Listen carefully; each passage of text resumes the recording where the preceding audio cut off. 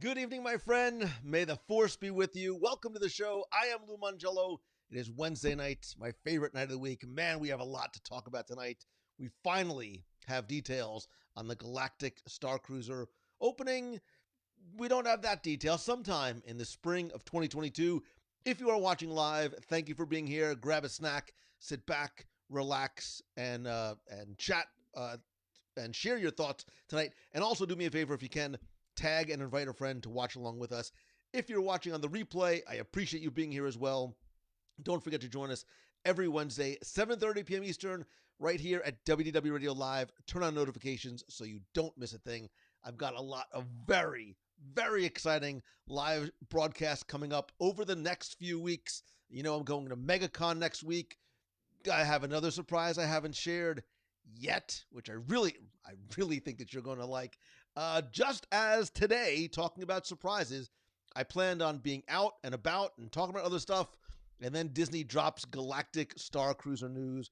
We have got to talk about all the details that we have. We're going to go over what we know, what we don't know, as well as our reactions. And I know you have them because I have been monitoring social a lot today. Man, Twitter's an interesting place. A lot of really unhappy people on Twitter. Just not about today, just in general. It doesn't matter. We're going to talk about some of the details. We're literally going to go through what we've seen, and maybe you haven't even seen it yet on the Disney site about Galactic Starcruiser. Take a look through some of the details, answer some of your questions as well, and maybe doing a little bit of speculating, too, about what is to come. Because as much as we don't know, there's also a lot that still sort of falls into the gray area of some of what we don't. So I have lots of windows and devices and things going on, but I thought what would be easy tonight is if we literally went through the site together. And that's not what I wanted you to see, right? I wanted you to see instead, wait, I wanted you to see instead, whoops, this, let's do this. See, this is the joys of going live. There you go. That's the window that I wanted you to see, so we can go through the Star Wars pages on the Star Wars Galactic Cruiser site. It actually directs you right here to the Disney site. This is the most that we've heard, really, in since the first set of details that we've received since the Galactic Star Cruiser was announced. We've gotten a variety of different concept art, but now we're really starting to get a little bit more meat in terms of some of these details. More importantly, we also got a full itinerary, which we're going to go through as well. Again, a lot of this concept art in terms of experiencing our Star Wars story is stuff that has been trickled out and has been released. Some of the things are starting to give us a little bit more. Again, we're starting to see that we're going to see some new, familiar Star Wars characters wielding a lightsaber as we fight off a remote training device. I can tell you from what I understand, it is not going to be the lightsaber that we saw Josh Tomorrow wielding. Instead, I believe it is going to be watching characters like Rey wield that lightsaber instead. I don't think that is going to be the type of experience that we're going to have there, but we will be able to wield lightsabers no matter what. Again, different locations, the bridge, the transport vehicles, again, where we're understanding this very much has a cruise-like experience, but we're also getting a sense of exactly what is going to be included. And like I said, we will go through very, very detailed, the incredibly specific. I was very, very surprised at the very specific itinerary that they gave us. I was also very excited to see more mentions of dining because you had me at Crown of Corellia dining room. I think the details here is not necessarily about what we're going to eat, but it says each evening is going to offer a unique combination of elements like live musical entertainment, unfolding story, unforgettable cuisine, and other surprises to bring your dinner experience to life. My assumption is that this Crown of Corellia dining room is the one and only dining room. I very well may be wrong. The one and only dining room in the Halcyon, and you can, where I think have the options. We'll talk about that too, to have breakfast, lunch, and or dinner. Because when we get to what's included, you'll see that much like a cruise, your meals both on board and off the ship are included as well. We've also started to see details about some of the cabins and the suites. We'll go through that in a little bit detail. We're going to go through all of these pages. And again, backstory in terms of the star line and then the ship itself and what to expect. Let's go to the planning your voyage page because this really starts to tell us exactly what is going to be included. We knew it was going to be 2-night stay in a cabin or suite. We'll look at that too. The ongoing immersive interactive entertainment where your choices determine your experiences. When you look at the itinerary, what I have found that actually means is that when you do your planetary excursion to Batuu and you ride, and it's included, both Rise of the Resistance and Millennium Falcon Smuggler's Run, the choices that you make and what happens on your mission is going to influence events that take place on the ship. I am very, very curious to see how they're able to connect those two. I think and really speculate that the Play Disney Parks app is going to be a very, very important aspect of your onboard and excursion adventure. We talk a little bit about not just the dates, but there's like a cruise. There's a first and second dinner seating. There are additional, certainly add-on activities, including an add-on activity at dinner. We'll get there too. Captain's table. I'm looking at you a little bit more about the Starcruiser, and here we see a little bit more details about the standard cabin. There's a Galaxy class suite. I can hear Becky Mencken calling its name right now in terms of how, and again, that sleeps 4. There's also a Grand Captain. Now Becky's really talking. It sleeps 8 passengers with 2 queen bed, 2 different, berth bunk beds for 1 adult each. So it's a lot more room and sort of that mini type suite that we've seen even in some of the resorts like Art of Animation and some of the more modern. Now, this is where, and I know, let's sort of get to the heart and the meat of the matter, because this is where people obviously wanted to and needed to get to, because there's a little bit or a lot of bit of sticker shock that goes along with this, which I completely understand. Every single adventure there are only 2-night adventures. There was some speculation that like a cruise, there'd be 2, 3, and 4-night adventures. There are only 2 nights. At 2 guests per cabin, it's $1,209 per guest per night, which means your total is $4,809 for 2 guests for 2 nights. 3 guests, again, you're paying per guest, goes up to $880, goes down to $889 per guest per night at $5,299, and then 4 guests is $749, which comes in at just under $6,000. I tried to do some very kind of quick mathematics in my head, figuring out what it really comes down to, like per guest per hour. And if my math, which very well may be wrong, is correct, I sort of figure that for the 2 guests per cabin, 2 night, it works out to about, basically between 2 guests and 4 guests, it runs anywhere between $100 and $125 per hour, including sleeping time. So you can sort of factor that in however you want. Let's go through everything, and then we'll break down sort of the economics of that, because I do understand, and I'm seeing even here in the comments, there's a lot of sticker shock going on. What I will tell you, though, in all fairness, and not to sort of get ahead of myself, this is not all that very different than what you would find on a Disney cruise. So if you look here on the Disney Cruise Line website, I actually wanted to see what the prices were for 4 guests for a 3-night, which is a minimum, or a 4-night cruise. You are getting obviously more time on the ship, but you're getting a very different experience here, and that's what you're paying for. Again, we'll come back a little bit to this. And then here is what I thought was very, very interesting in terms of Disney sort of laying out the actual sample itinerary to give you an idea of what your days and nights are going to look like, because they really have this.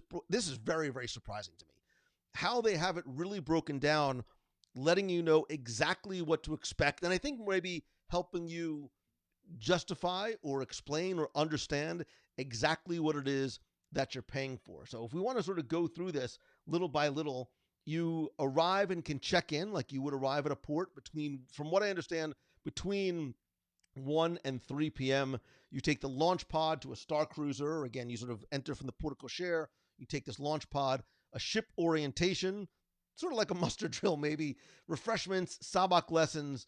There is an actual muster drill, a captain's reception, dinner featuring live music, the Outer Rim regalia, which sounds like a little bit of a dance party, the unexpected story moment. And we see this a couple of times on here where you may prove your mettle to join an elite smuggling ring or hide a stowaway to help the resistance. And then there's some late night evening entertainment, which ends about 8:45. So it makes me curious as to what happens and where you can go after. I know that there's lounges and social spaces, so it's almost the unscheduled time that it has me even more curious. Your second day starts off with a breakfast. Again, you take the launch pod to the terminal. You take the transport to Batu, ride Rise of the Resistance. Again, another story moment that I think they want to sort of really make sure you understand that there are a lot of unexpected things and interactions, and where what you do on Rise, what you do on Smuggler's Run is going to impact the story that you are helping to create. Lunch at Docking Bay 7. Again, all meals, drinks, including, I believe, some alcoholic beverages are included. You go back to the Star Cruiser, do a little bit of lightsaber training, droid racing, build a model ship, sabak tournaments. I have a feeling there's probably a lot of things going on all at once, and you can sort of pick and choose what you want to do when, much like a Disney cruise, because not everybody, not up to potentially 400 people, could be doing all these things at the same time, which is, I think, why this is a sample itinerary. A taste around the galaxy dinner. Again, that same type of story moment, and the spectacular finale on the second night. And then the next morning, you depart, unfortunately, for home, or you continue on with your Walt Disney World resort vacation. So, again, there's a lot sort of that's happening. There's a lot of details to sort of digest here. Some other details that we sort of glossed over as I was scrolling through was I did look through some of the FAQs, because we saw and continue to see in concept art guests who are dressed in costume. You can bring your own costumes. You could make your own costumes. They encourage you to go to Shop Disney, purchase them in advance. You can also just dress, in your Hawaiian shirt and Bermuda shorts if you want. Galactic attire is also available for purchase at the Halcyon Starcruiser's stylish boutique, the Chandrila Collection. So even if you don't bring stuff on board, you can certainly get it there, obviously at a premium. Other things that I noted too was a continuing mention of the data band, which is going to be a special exclusive magic band that you can only get as a guest. And you are going to utilize the Play Disney Parks app, because that is going to give you character interactions, which I assume are going to be pre-recorded, character interactions in addition to the in-person ones that you'll have both on board ship as well as in Galaxy's Edge. You're going to use this data pad. This is going to be sort of the gateway to the choices that you are making throughout the voyage. You're going to receive communications as well. You might be invited to secret meetings and adventures too. Meals, drinks, etc., all is included. This idea of your choices determine what happens is interesting. Jim, I see you're saying you should be able to rent costumes. I get the idea in theory. I think that presents a whole new litany of challenges, problems. Again, we are still in a post-ish COVID world. There's a lot that would potentially, sizes, availability. Do you have enough for every guest? Maybe a kid wants to wear it and then wants to take it home, and now you say, well, sorry, we just rent it. We have to give it back. Cleaning, turnover. I get why the inability rent is there, but I do like the fact that you can come in your own, make your own costumes. They really want you to be as immersed in this adventure as much as you like. I think the itinerary is interesting. I had expected that there would have been sort of that alternating 2 night, 3 night, or 3 night, 4 night cruise like opportunity, but Disney has sort of very much set the parameters. It's 2 nights. This is what you get, and again, we're going to go back to the prices. That's what we do know. What we don't know is the exact opening date. They're giving us spring 2022, barring any unforeseen circumstances. We also don't know, and I'm very, very curious, and I want to hear your thoughts too. Just how fast is this going to book up? How fast do you think these, and I have to assume they're going to do inaugural or maiden voyages on the Halcyon, how fast are they going to book up? Understanding the price point being what it is. And I'm going to very much play devil's advocate in terms of price point. Because remember, I'm also a consumer too. I have a family of 4.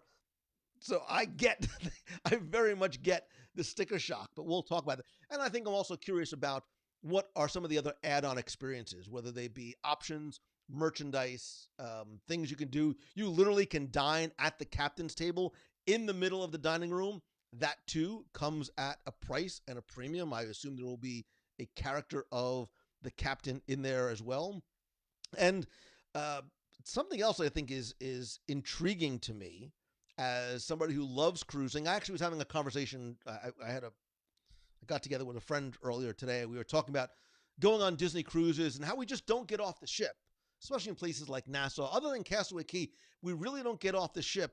And for this, at that price point, I'm like, oh, if I'm paying this much money, I'm going to stay on the ship, right? If I'm paying, if I'm paying for a suite at a hotel, I'm staying in the suite at the hotel because that's what I'm paying for.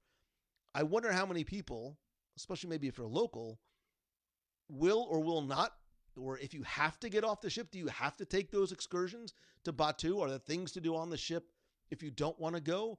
I think you're very, very much encouraged to go because what you do there is going to obviously influence what happens on the ship and possibly vice versa. I'm very curious from a technological perspective, just how sort of what happens on land affects what happens in space and vice versa. Let's go back again and let's talk about the cost, because I understand that this is really this is going to be what,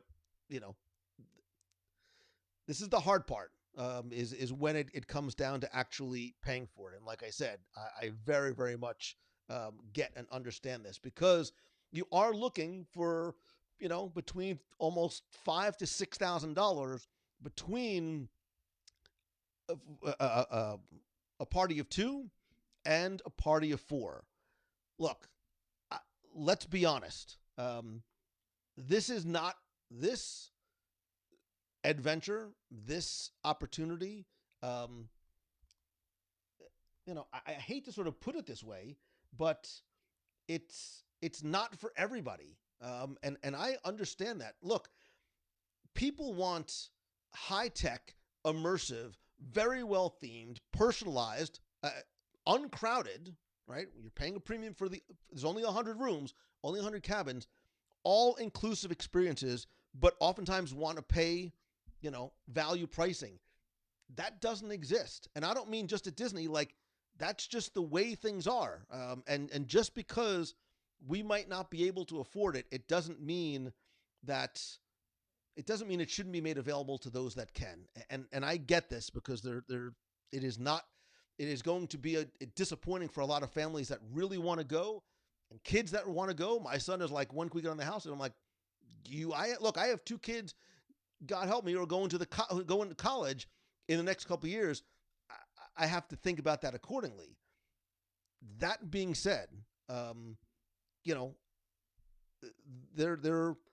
think this is going to book up immediately. I think those first 100 staterooms for those inaugural voyages are going to go like that. It is. It's going to go like that. I compared cruising to this. It's less days, but a more immersive, more exclusive. You are paying for exclusivity. You're paying for personalization, you're paying for the theming, you're paying for the technology. That's where the trade-off comes. This is more than a cruise, but for some people, they'll say, hey, rather than spend $5,000, $6,000 on a cruise, I'd rather spend 2 days at Galaxy's Edge and a couple days at Pop Century. And I think this is going to sell very, very, very quickly, much to the dismay of people who say, hey, I might not be able to make it happen this year, but I think it is like a cruise. I think it's something that you can, and if Star Wars is your thing, you should save for.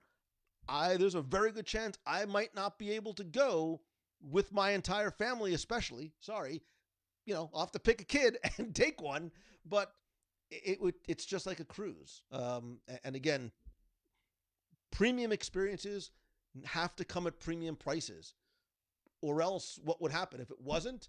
You'd never be able to get in. This would sell out faster than D23 if it was half the price. Disney has always come at a premium, and we all hate when the prices are high, and we hate when the prices continue to increase, but it is not unique to the Disney company. It's not unique to the experience. I'm also curious to see what the Batuu experience is like. My guess is that you will be transported into Batuu and enter via a backstage area, a themed backstage area. So you're going to walk. I actually expect you to come in via the area closer to the marketplace, which takes cast members backstage. I think they'll create a special entrance that is completely immersive, completely themed, so you never break that illusion of where you are and what you're doing. You'll have what would be tantamount to VIP access to both of the attractions, as well as Docking Bay 7, as well as some of even the merchandise. That's what we're going to have to wait to see. But I think if you're going to pay for a premium experience, you're going to have that premium experience the entire time. They're not going to go, hasta la vista, good luck getting a Rise thing. You're going to be guaranteed admission. I think you're going to be walked on because you have a limited amount of time while you're there. If I can look at the itinerary once again, when you are in Batuu, Smuggler's Run, 10 a.m. to 10:30, Rise of Resistance, 8:45 to 9:30. If you're going to get up to 400 guests through, so that might even happen before park opening, right? If they start opening the park at 9, they'll get everybody loaded in to Rise of Resistance, and they'll get them over to, they'll have this themed story moment and get them over to Smuggler's Run, give them special access without having to wait in a full line. Again, this is all stuff that you're paying for. I think the Rise of Resistance, again, 8:45 to 9:30, which means my guess is that you are loading into the land before day guests do. You then go to this story moment from 9:30 to 9:50, which may happen on or off stage somewhere. Maybe it's in a special themed location. Then you are brought over to Smuggler's Run. You might even get backdoored into the attraction, right? You might just sort of bypass the entire exterior queue. I'm completely speculating, but to keep your group together, to not have any potential strays sort of getting lost in the Black Spire outpost, that might be what you are going to get. You're going to get this pre-opening VIP immersive experience that this is what you're paying for. You're paying for an experience that nobody else can get. This themed backdoor special VIP story-driven entry into those attractions. Again, that's not what you're paying for. It's like going on a cruise. You're not paying for the excursions. You're not going on a Disney cruise to get to Nassau, right? You're going on a Disney cruise because of what happens on a cruise. You're going on the Galactic Starcruiser because of what happens on the Starcruiser. Yes, if we break it down, that hour by hour, including that, it sounds ridiculously expensive. If you break it down to the reality of what you get from the room, the food, the experiences, you get your park tickets, all those things factored in, all of a sudden it's a little bit less sticker shock. I acknowledge 1,000% this is not for everybody.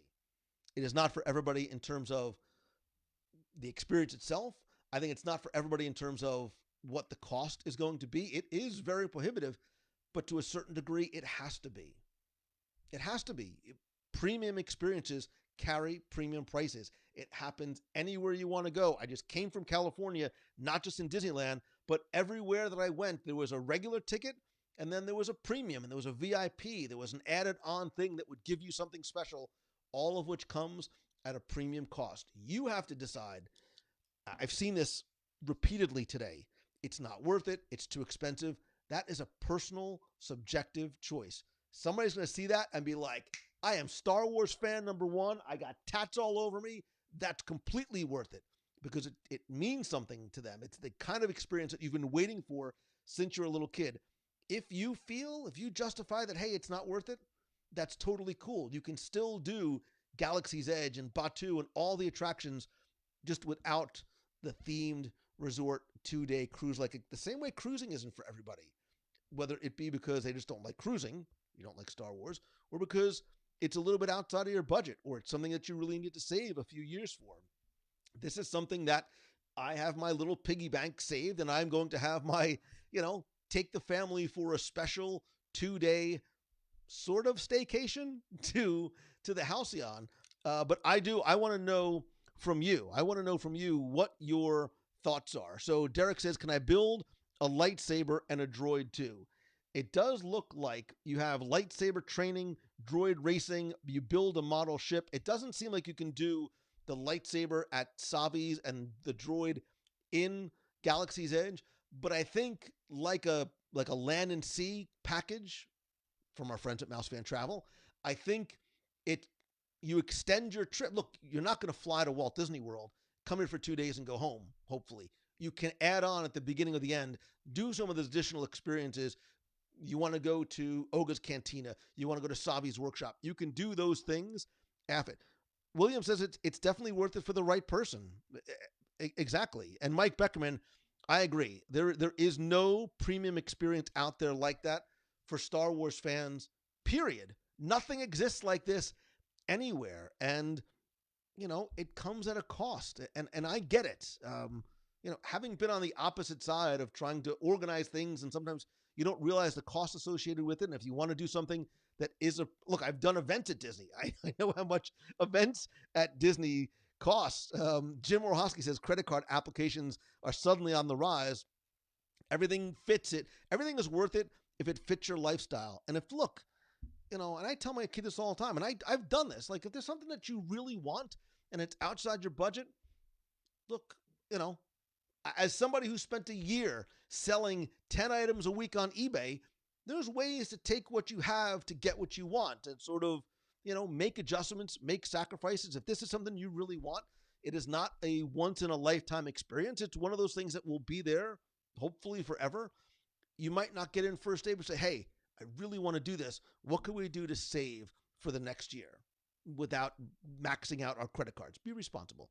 It would be cool to have occasional Star Wars cruises with the wars part. It'll be interesting to see what the turnover will be in between departures. Will it need a down day to restock? No, because you are taking your launch pad back to your terminal, which means you're getting into your car and getting out by 10 a.m., which means if they're going to start boarding guests at 1, they have 4 hours to turn that over.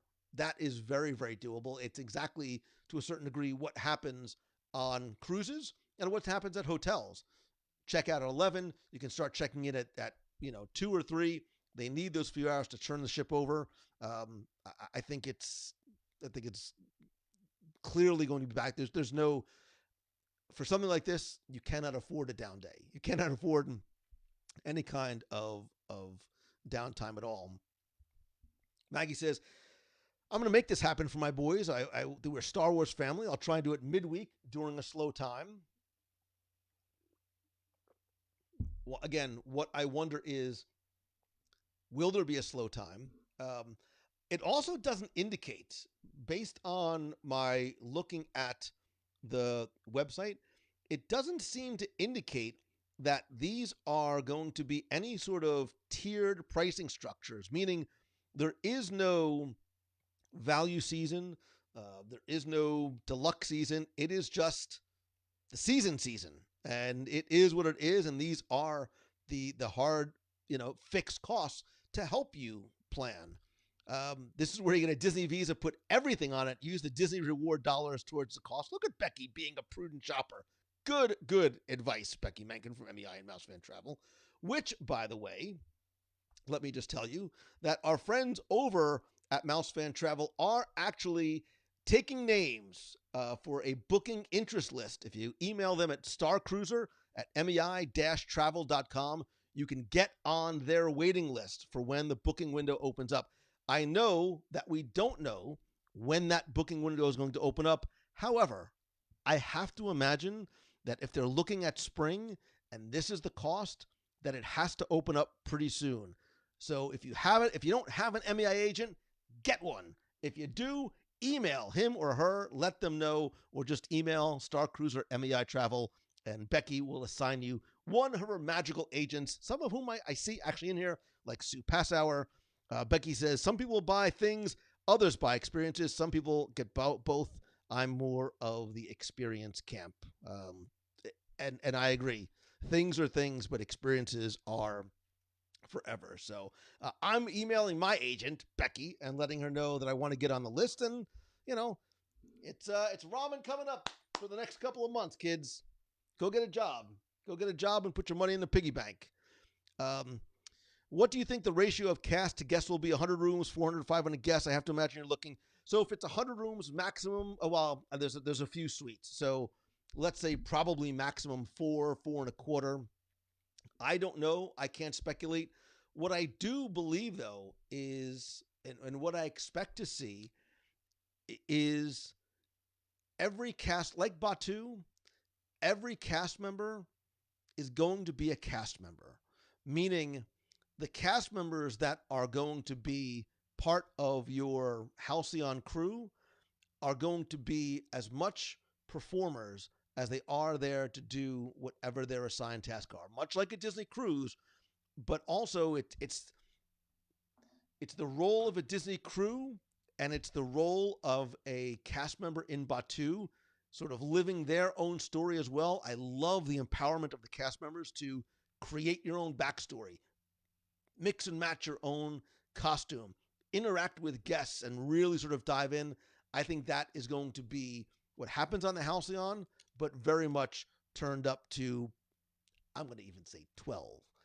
Jennifer Subko says, I just told my son it's going to be his 16th birthday gift. He's 13. His response, she means 60th birthday, just in time for a Star Wars jar. I think if you're a Star Wars fan, definitely worth giving things up to enjoy this experiences. The fine print says these prices are for low dates midweek. So, which means these prices are subject to change and may in fact fluctuate. So, I didn't see that. It'll be interesting to see. It'll be interesting to see what those New Year's Eve and Christmas cruises on the Halcyon are going to be like. But Sue, I agree. It's going to be like very much living in the movies.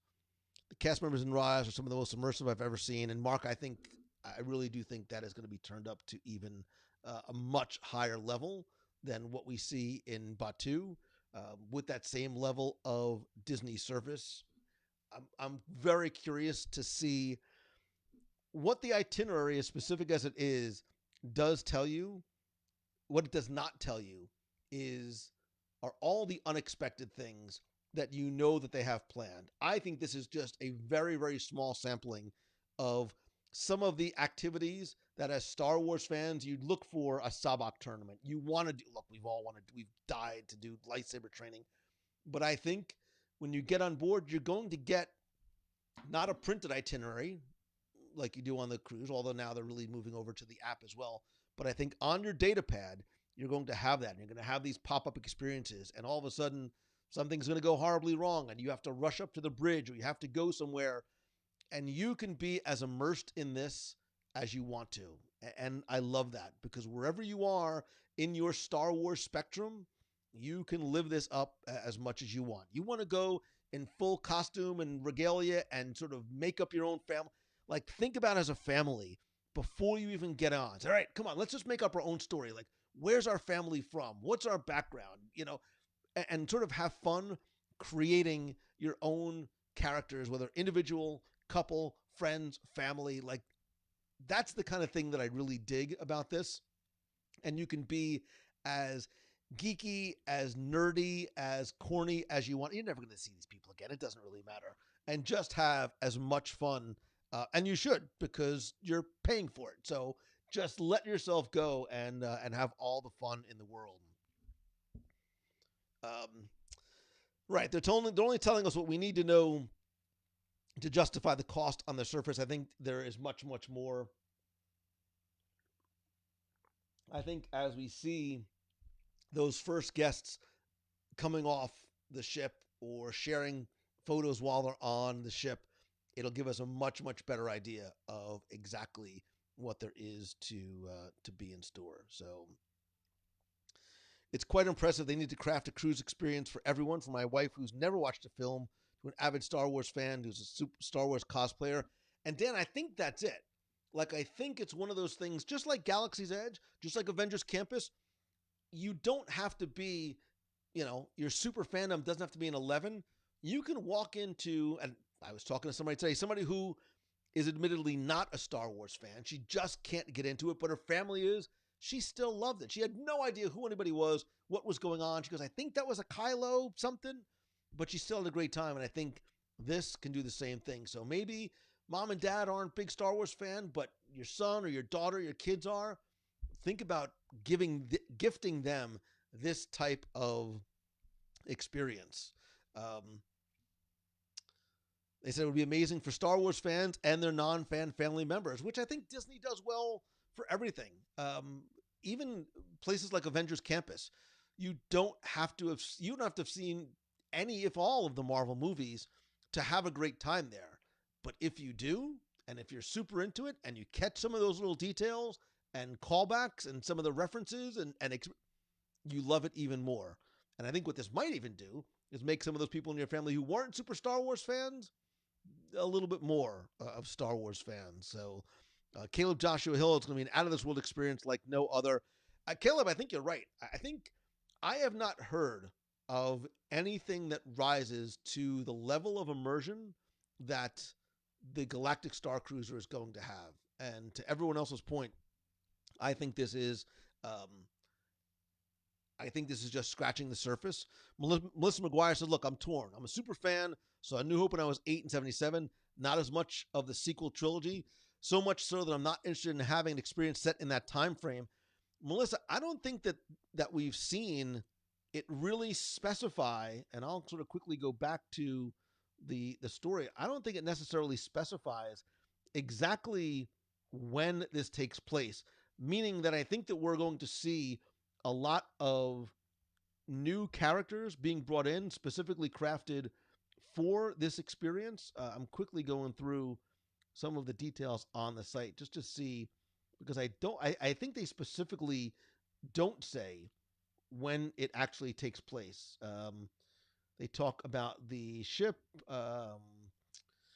recently refurbished and re-outfitted. The Star Cruiser combines modern conveniences with the romance and age of exploration. Okay, rest assured that in these times of galactic conflict, the Star Line operates with the utmost care, and encounters with either the First Order or the Resistance are rare. So it does set the timetable, but I think that's okay, because like you, I am an original trilogy fan. I don't necessarily love the next two sets of trilogies, but that being said, I still dig Galaxy's Edge. So because of the Batu link, it's between episodes 8 and 9. Becky says, if I don't get to meet Jar Jar, I can pretty much guarantee you will not meet Jar Jar Binks. I would, yeah. Mike Beckerman says, what you see on the site is merely scratching the surface of the entire experience. It's going to be amazing. Got to crack open those piggy banks. Yeah, start saving, start getting your stuff together, selling it on eBay, doing what you have to do. Look, we do that when we come to Disney sometimes. When we save for a Disney cruise, when you save for something that you really want, you make some of those sacrifices, and you do what you have to do. We also see that there's going to be bridge training. You're going to be taught how to use the navigation, power, defense, and other critical systems, keeping the Halcyon Star Cruiser safe from some of those unforeseen galactic entanglements. It may even come in handy should critical situation arise later in your voyage. What could possibly go wrong? Nothing at all. So, do I think we'll see canonical characters on the ship or just the races themselves? Maybe Chewbacca, Rey, Kylo, but any for so. Dan, I did see a video, and I don't have it easily accessible here. I saw a video of Rey using the I'll call it the Josh Tomorrow expanding lightsaber. So while you might not see her on the Halcyon, you will probably certainly see her in Batu.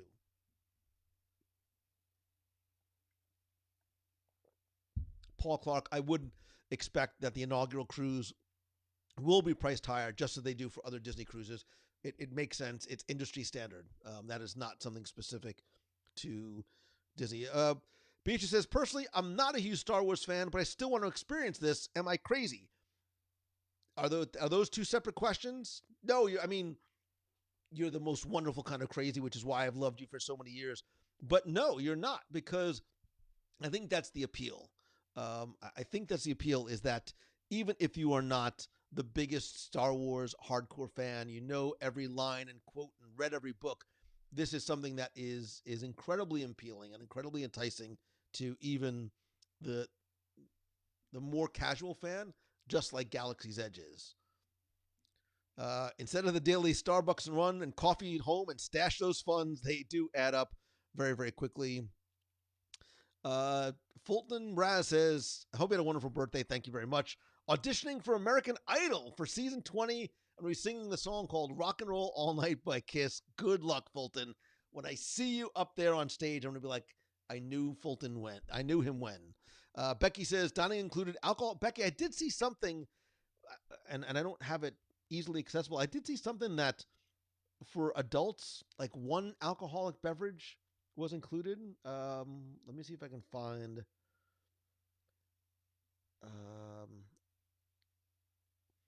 So on the first night of your adventure, the Crown of Corellia dining room transforms for dinner into an enticing table service supper with a special musical appearance by a galactic superstar. Figuring Dan and the modal nodes, who knows?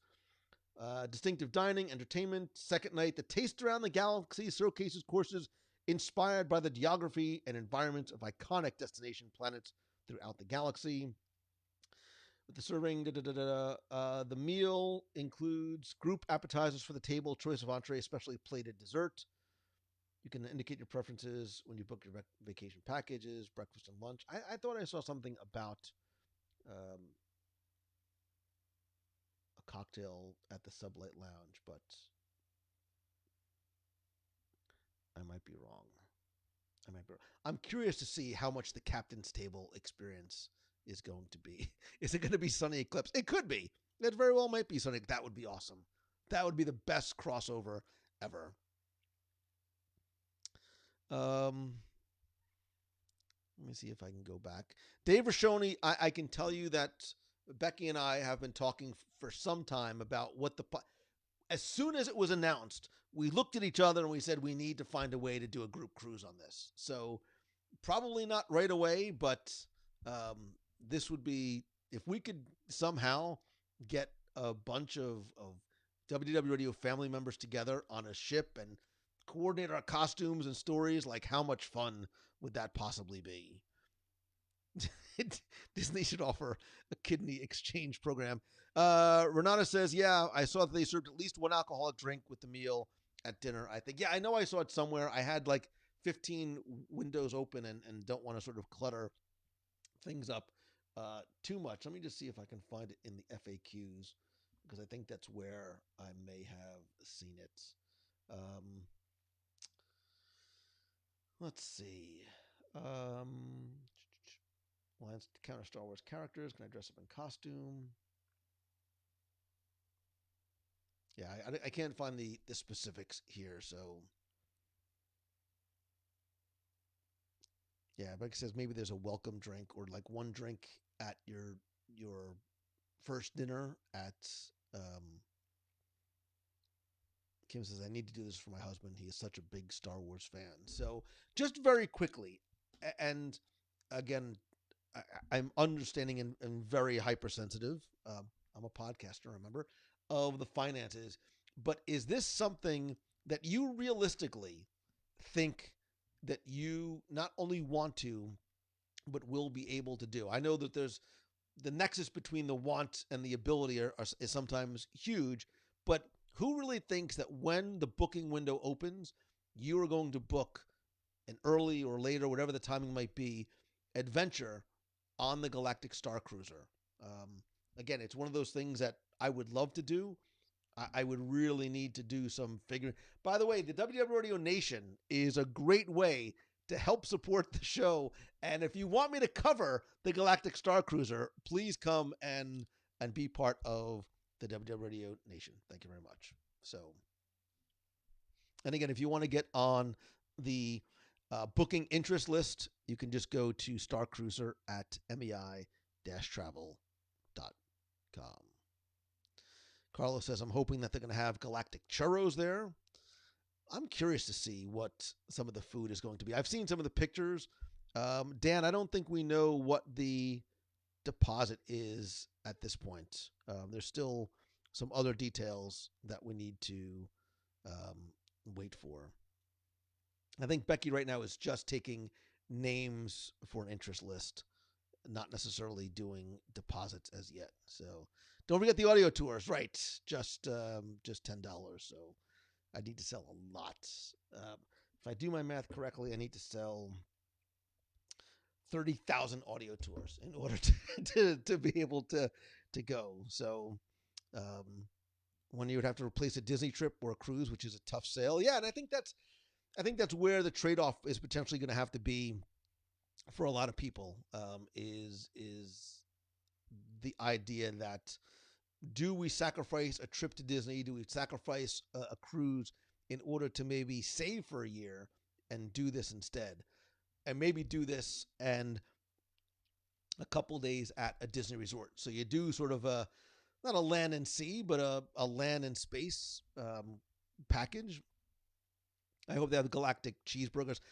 Maggie, I think that not only will they have, galactic cheeseburgers, but I'm sure that they will have a variety of vegan and plant-based galactic options, because we're seeing those on every Disney menu, quick service, table service, and otherwise, carts, etc. So I would very, very highly doubt that we would not see options like that readily available as opposed to special order. So Sean says, I already told my MEI person that I am in. And when is our nation call? Sean, and I started drafting the email today. So in the next week or so, we're going to do our next nation call. We could talk more about that. Andrew Milan said it is the Galactic Boathouse. So Kim says, I don't think we can go right away. It would take some saving and some trade-offs. Katie says, I don't think I'd be able to choose the experience over other at the parks, but it'd be a cool thing if I saved enough. So a Ronto Wrap Buffet would be a nice addition. So anyway, that is what we know about the Star Wars Galactic Starcruiser opening up this spring in Walt Disney World. Just a couple of quick reminders. Again, if you want to get on the interest list, no obligation, just email Starcruiser at mei-travel.com. Be sure to check out this week's podcast, Don't Listen Hungry. I'm warning you as my friend and family member. We talk about some of our favorite items at the Epcot International Food and Wine Festival. We walk about, we review, and I have an interview with one of the chefs who just happens to be a friend from the Boathouse, by the way. Also, my momentum. Oh, that is a wrong image. I'll come back to that one. Next week, Friday, August 13th, probably in the early afternoon, I'll be live from MegaCon. It is one of my favorite events of the year. It is a huge comic, sci-fi, pop culture, Disney, Star Wars, Marvel event taking place here at the Orange County Convention Center. So turn on notifications both in the Facebook group as well as on the WRO page on Facebook. And if you want to, speaking of going on cruises and doing stuff together, don't forget about our Marvel Day at Sea cruise, February 5th through the 10th. We also have not that one. We've also got our cruise on the Disney Wish, June 20th, and our cruise on the Disney Wish on December 5th. If you go to www.radio.com/DisneyWish2022 or just visit our friends at Mousefan Travel, they will be able to help you with any or all of your booking requests and needs, no matter where you are coming, anywhere in the Disney world or otherwise. Also, my Momentum Weekend Workshop, November 13th and 14th of this year, is now 50% sold out, which is crazy. It is limited to just 50 people. If you go to LouMongello.com/momentum, you can find out more. You can also take advantage of our super early bird special and help you turn what you love into what you do in what is going to be a very unique unconference. We're going to learn how to apply lessons from Disney to your business, to your idea, to your brand, whatever it is that you're doing in this very welcoming, unique workshop networking environment. Again, just go to LouMongello.com. You can find out more there. And what else? What else am I missing? Dan, Andrew sent me a message about Momentum. I will get to it. I've been out all day, but I promise that I will get to it. Matthew Woolley says, definitely eat before you do. I have a feeling Matthew is talking about the show this week. We had a lot of fun. So thank you again so very much for joining me here tonight. I sincerely appreciate it. If you have any other questions about either the Halcyon or any other thing, you just go to the WW Radio Clubhouse and let me know there. And also, huge thanks again to everybody who is a member of the WW Radio Nation family. This show really is by, for, with, about, and because of you. It could not happen without you. So I sincerely appreciate you. And as always, my friend, and you are my friend, whether we have met yet or not, all I ask is that not only do you help, please spread the word, but always choose the good and be the good for others, and hope that this is your best week ever. So until next time, see you.